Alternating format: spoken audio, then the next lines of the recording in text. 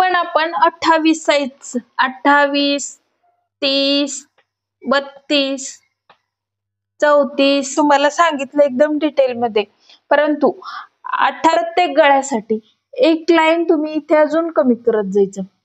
असेल तर पाऊण इंच कमी करायचं. इथे पाऊण इंच शोल्डर कमी करून घ्यायचा आणि मुंडा तिथून खाली टाकायचा, इकडनं नाही टाकायचा आपला. नमस्कार गोड माझ्या मैत्रिणींनो, कशा आहात सगळ्या? छान मजेत असाल अशीच अपेक्षा करते.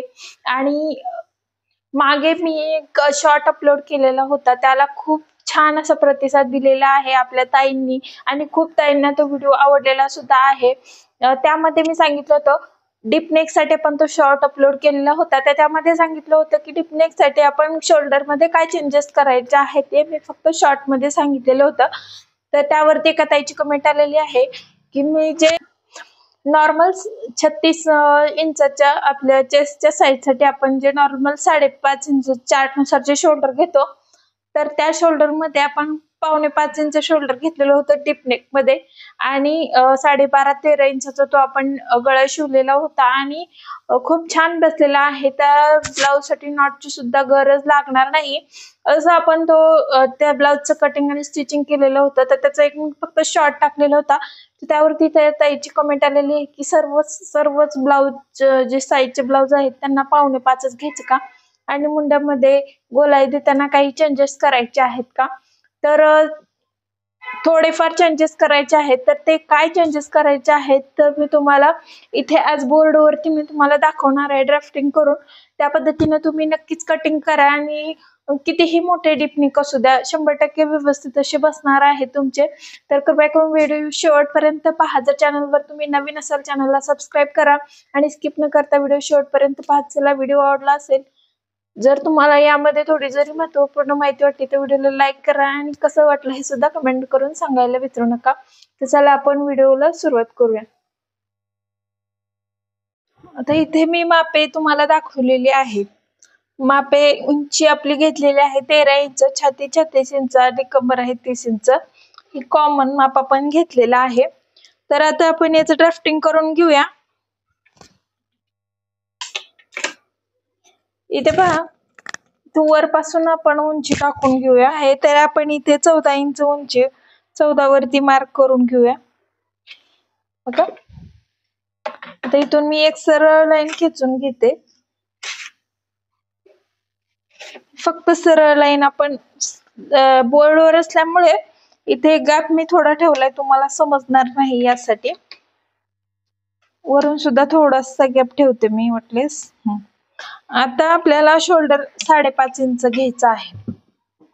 आता डीपनेक साठी आपण पाहतोय, परंतु मी अगोदर तुम्हाला डीपनेक साठी आपण कशा प्रकारे चेंजेस करायचे ते मी तुम्हाला इथे समजून सांगते.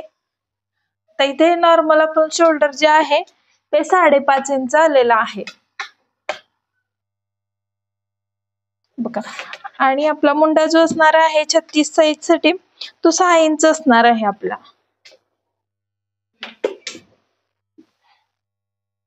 आपल्याला डीपनेक साठी फार थोडेसे चेंजेस करावे लागतात, परंतु ते जर तुम्ही केले आणि ते जर तुम्हाला समजलं तर तुम्ही एकदम ब्लाउज मध्ये मास्टर होणार. म्हणजे एकदम परफेक्ट असे ब्लाउज तुम्हाला शिवण्यासाठी कोणीही रोखू शकणार नाही असं आहे ते. आता इथून आपल्याला जी छाती आहे आपली 36 इंच इथे पहा आणि त्याच्या पुढे आपल्याला 1.5 इंच, त्याच्या पुढे 1.5 इंचाचं जे मार्जिन आहे ते टाकून घ्यायचं.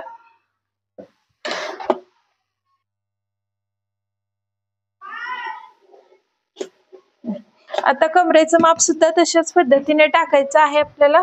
इथे पण 7.5 इंच, 30 इंच कमर आहे त्यामुळे 7.5 इंच, 30चा चौथा 1 इंच टक्स आणि 1.5 इंचाचं मार्जिन. अशा पद्धतीने आता हे बोर्डवर असल्यामुळे थोडस मलाच प्रॉब्लेम येतोय दाखवायला बघा, परंतु बोर्डवर तुम्हाला व्यवस्थित समजेल असं मला वाटतं. हे आपलं मार्जिन आलेलं आहे. आता इथे आपण गळा रुंदी टाकणार आहोत. तर नॉर्मल म्हणजे 10 पर्यंत जरी तुमचा गळा असेल 10 इंचापर्यंत इथून इथून असं 10 पर्यंत जरी असेल तरी तुम्ही आता 2.5 इंचाची गळारुंदी टाकायची ते 2.25 टाकू शकता इथे, जर 10 इंचाचा गळा असेल तर. आणि 8.5-9 पर्यंत जर असेल तर तुम्हाला 2.5 इंच टाकायची आहे. आणि आता गळ्याची उंची 11, 12, 13.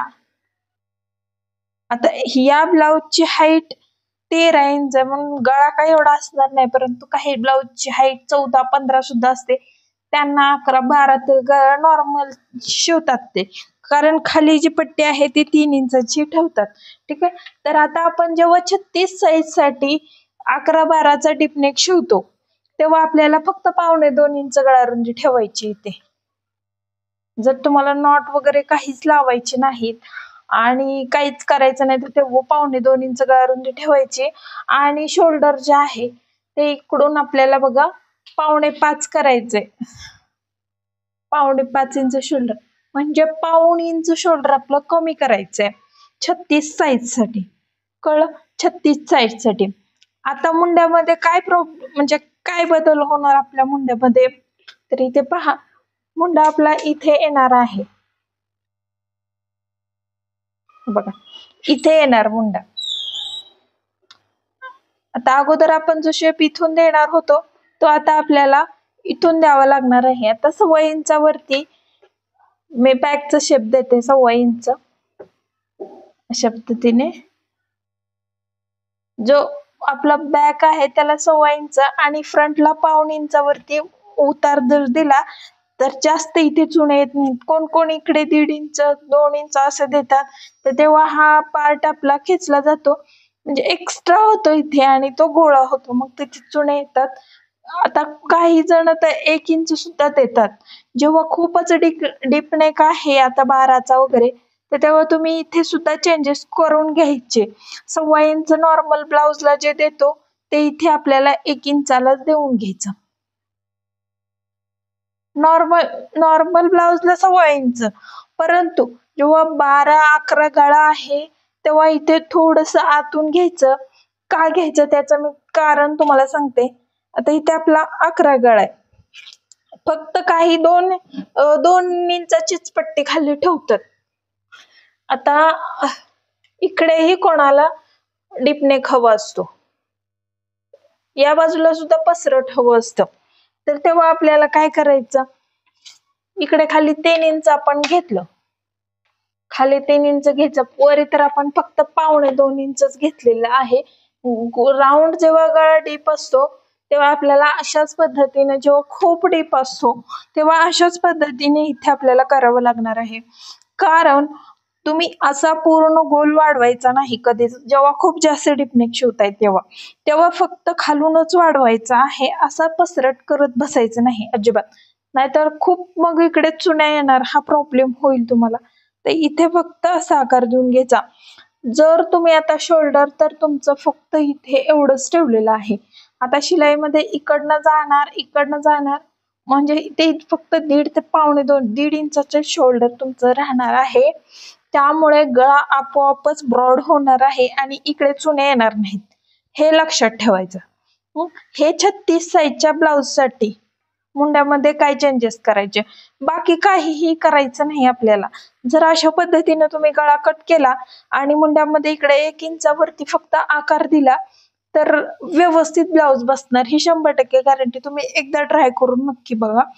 आणि टक्स जो आहे तो सुद्धा आपल्याला इथे व्यवस्थित द्यावा लागणार आहे, कारण जर टक्स तुम्ही व्यवस्थित नाही दिला, टक्स जर मोठा दिला, हा टक्स जर खूप मोठा झाला तर तेव्हा काय होईल, तुम्ही आता समजा आपण हा टक्स आहे, आता एक आपल्याला द्यायला केवढा, एवढाच पाहिजे होता, म्हणून तुम्ही जर असा मोठा 2 इंचाचा टक्स दिला तर हे असं गोळा होईल, खाली ब्लाउज गोल होईल आणि हा गळा पूर्ण पसरेल आणि इकडे चुण्या येतील.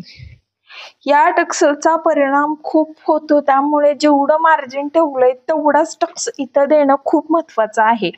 त्यामुळे तुम्ही हे नक्की लक्षात ठेवा आणि या पद्धतीने डिपनेक शिवा. आता सर्व साईज साठी, आता समजा तुम्हाला शॉर्ट एकदम छोटी साईज जी आहे 28 इंच, तर त्या साईज साठी तुम्हाला हे असं मोठं माप टाकायचंय. ठीक आहे. तर तेव्हा आपण शोल्डर नॉर्मल आपण 5 इंच घेतो 28 साईज साठी. 28 साईज साठी आपण 5 इंच शोल्डर घेतो आणि गळा रुंदी ही 2.25 इंच घेतो आणि मुंडा जो आहे तो सुद्धा आपण 5 इंच घेतो. तर तेव्हा 28 साईज साठी जेव्हा आपल्याला हे माप करायचं आहे तेव्हा आपण शोल्डर किती घेतो, हे शोल्डर 5 इंच घेतो. शॉर्ट म्हणजे 10 पर्यंत डिपनेक असेल तर 7 ते 10 पर्यंत डिपनेक जेव्हा आहे तेव्हा तुम्हाला 5 इंच शोल्डर घेतो आणि मुंडा हा सुद्धा 5 इंच घेतो. पण जेव्हा तुम्हाला एवढा डिपनेक शिवायचा आहे तर तेव्हा तुम्ही किती शोल्डर घेणार, तिकडे 1.5 इंच कमी करत बसायचं नाही, तिकडे फक्त अर्धा इंच कमी करायचं. म्हणजेच 5 इंच 4.5 इंच शोल्डर बिंदास घेऊन टाकायचं तुम्ही. आणि गळा रुंदी 1.5 इंच 1.25 इंच सुद्धा ठेवू शकता. 1.5 इंच ठेवा गळा रुंदी, नॉट जर लावायची नसतील एवढा मोठा डिपनिक असेल, फक्त 1.5 इंच गळा रुंदी ठेवायची. आर्म होल तर अशाच पद्धतीने 1 इंचावरती तुम्ही कट करून घ्यायचा बरोबर मार्किंग करून आणि डिपनेकला आकार देताना अशा पद्धतीने द्यायचा, टक्स व्यवस्थित मारायचा. आता 28 साईजचं झालं. आता हे 36 साईजचं, म्हणजे प्रत्येक साईज साठी तुम्ही असंच करायचं आहे. 36 पर्यंत अर्धा इंचच आपल्याला शोल्डर हे कमी करून घ्यायचं. परंतु जेव्हा 36च्या नंतर 38, आता मी कसं सांगितलं 36 इंच छातीसाठी आपण 1.25 इंच शोल्डर हे कमी केलेलं आहे, 1.25 इंच.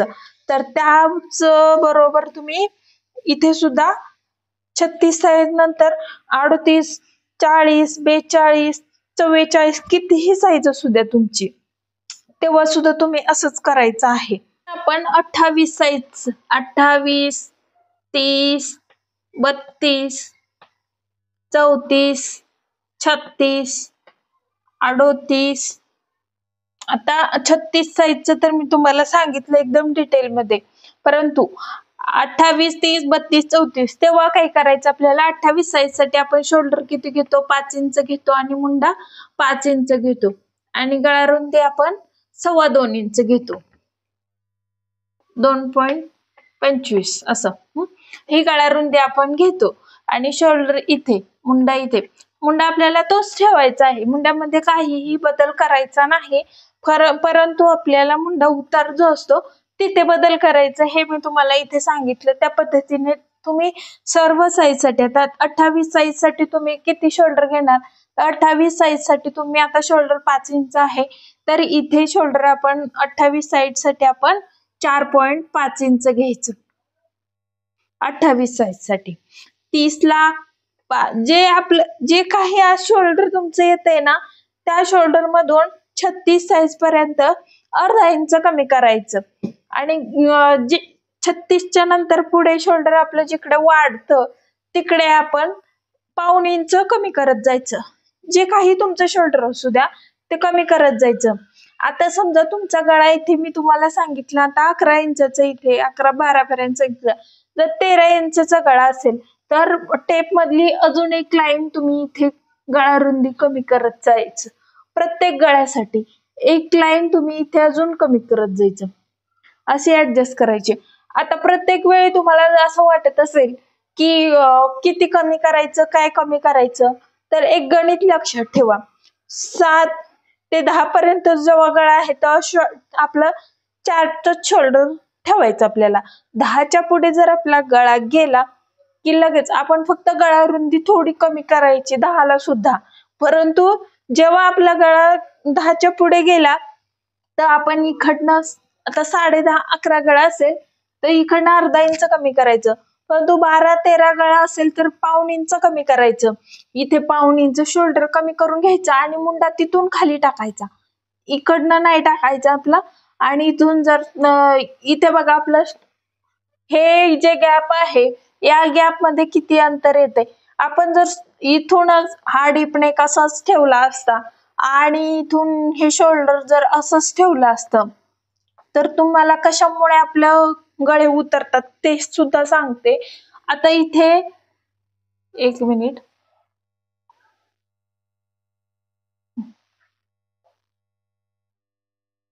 आता बघा इथून आपण हे 5.5चं शोल्डर, हा 6चा मुंडा हे असं टाकलं. 1.5 इंचाचा जो आर्म होलचा शेप आहे तो सुद्धा 1.25 इंचाचा जो आर्म होलचा शेप आहे तो सुद्धा आपण इथे देऊन घेतला. आणि त्यानंतर हा डिपनेक असाच ठेवला. तर काय होईल बघा, हे जे आहे हे तर ठीक आहे, हे एवढं राहणार. परंतु डीप असल्यामुळे गळा हा आपण जेव्हा ब्लाऊज घालतो तेव्हा गळा तो असा पसरणार, कारण आपल्याला डीपनेकच हवा आहे ना. ठीक आहे. आणि मग इथे हा गळा इकडे जाणार आणि चुण्या इथे या भागात पूर्ण चुण्या येणार बघा. इथे खूप चुण्या येणार, अजिबात ब्लाऊज व्यवस्थित बसणार नाही. परंतु तेच शोल्डर जर तुम्ही इथून घेतलं असं आणि गळा रुंदी सुद्धा तुम्ही 1 इंच इथे शोल्डरचा उतार जो 1 इंचाचा दिला अशा पद्धतीने बघा, एवढा गॅप जो आहे तो पूर्ण भरून निघेल आणि आपला अजिबात गळा उतरणार नाही व्यवस्थित. आणि इथे रिंकल्स जे चुण्या वगैरे पडतात त्या तर पडणारच नाहीत अशा पद्धतीने तुम्ही कटिंग केली तर. आणि असाच भाग फ्रंटला सुद्धा ठेवायचा, काही चेंज करायचं नाही. शोल्डर फ्रंटला गळा छोटा आहे मग शोल्डर कसं ठेवू असा विचार नाही करायचा. तेव्हा आपण हे बॅकचा पार्ट जो आहे तो असा उचलून फ्रंटचं कटिंग करायचं. सर्व साईडसाठी तुम्ही 44 साईजचं सुद्धा जर 44 साईजचं सुद्धा तुम्हाला ब्लाऊजचं कटिंग करायचं असेल तर तेव्हा सुद्धा ह्याच पद्धतीने गळे कटिंग करायचे. फक्त हे जे सांगितले ह्या गोष्टी लक्षात ठेवायच्या. आता मला जेवढं समजवता येईल तेवढं मी समजवण्याचा प्रयत्न केलाय तुम्हाला. जर काही समजलं नसेल, अजूनही काही प्रॉब्लेम असेल तर प्लीज कमेंट करा, मी त्यावरती परत व्हिडिओ बनवीन आणि नक्कीच तुमच्या शंका ज्या आहेत त्यांचं 100% सोल्युशन तुम्हाला मिळेल. तर अजून काही वेगळं पाहायचं असेल तर कमेंट करत चला. व्हिडिओ जर थोडासा जरी आवडला असेल तर प्लीज व्हिडिओला एक लाईक नक्की करा, चॅनलला सबस्क्राईब करा आणि असेच नवनवीन व्हिडिओ पाहण्यासाठी शेजारील बेल आयकॉन सुद्धा क्लिक करून ठेवा. आणि लवकरच पुढच्या व्हिडिओमध्ये भेटूया. धन्यवाद.